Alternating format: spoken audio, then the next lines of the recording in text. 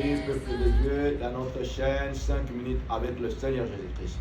Nous sommes dans la joie, partout où vous nous suivez, que le Seigneur Jésus-Christ vous bénisse pour le méga, pour le sacrifice, pour tout ce que vous faites. Que notre Seigneur, notre Sauveur vous bénisse.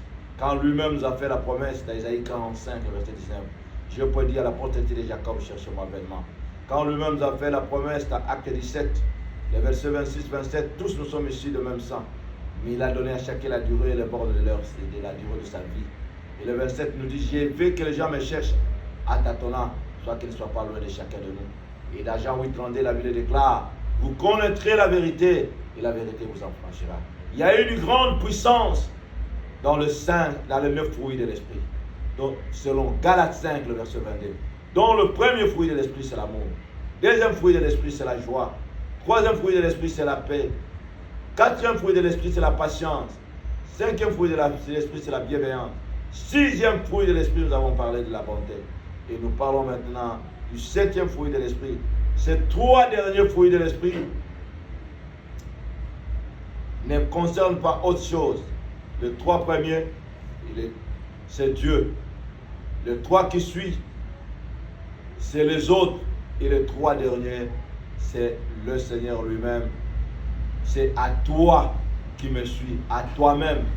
Premier fruit de l'esprit, pour toi-même, fils de Dieu, enfant de Dieu, selon la parole de Dieu, de Galates 5, verset 22. Ces fruits, nous l'appelons, si nous allons suivre selon la numérotation, c'est septième, c'est la fidélité. La Bible déclare dans Matthieu 25, verset 23, notre Seigneur, notre Sauveur avait donné une parabole dans laquelle il avait donné le premier, le deuxième, le troisième. Et il lui dira, bon et fidèle serviteur, tu as été fidèle dans les petites choses, je te confierai les grandes. Quelqu'un qui n'est pas fidèle dans les petites choses, même dans les grandes choses, ne le sera jamais. Si quelqu'un qui n'est pas fidèle à son mari, qui n'est pas fidèle à sa femme, qui n'est pas fidèle à son pasteur, à son église, même au Saint-Esprit, ne le sera jamais. Septième fruit de l'esprit, c'est la fidélité. Combien des infidèles que nous avons dans ce monde? Combien de gens qui ont des infidélités à l'égard de leur Dieu, à l'égard du Saint-Esprit et de tous ceux qui sont en train de la prendre. La fidélité, c'est toi-même. Avec soi-même. À toi de faire l'expertise pour voir l'introspective dans ta vie. Est-ce que tu es fidèle dans tout ce que tu prends, dans tes engagements, dans ton langage, dans tes actes, même dans les jeûnes prières, même dans la dîme que tu peux donner à Dieu? Crois-tu être fidèle? Car la Bible dit, si tu es fidèle à les petites choses, le Seigneur te confiera les plus grandes, la fidélité. C'est parmi le point que le Seigneur nous donne que l'homme et la femme pourraient se séparer, c'est à cause de l'infidélité. Mais combien, mon frère, ma soeur, nous sommes infidèles à notre Dieu, à l'Église, à tout ce que le Seigneur nous demande, à notre marche avec notre Seigneur, notre Sauveur. C'est pour cela que je t'invite, mon frère. C'est pour cela que je t'invite, ma soeur. Dieu t'appelle te demande une seule chose, d'être fidèle.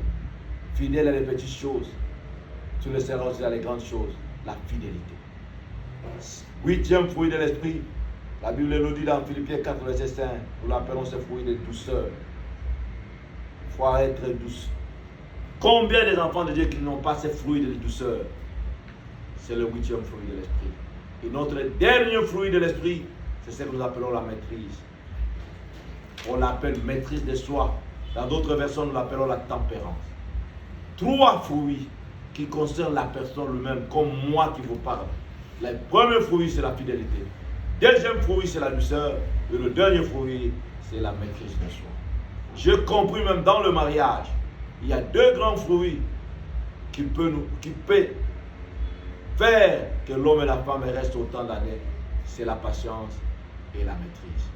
Quelqu'un qui n'a pas la patience, quelqu'un qui n'a pas la maîtrise, c'est tous les jours qu'on est obligé d'aller à gauche, d'aller à droite, de se marier, de se remarier, de faire n'importe quoi, n'importe comment, n'importe quand. Le pourquoi, c'est à cause de manque de patience, de manque de la maîtrise.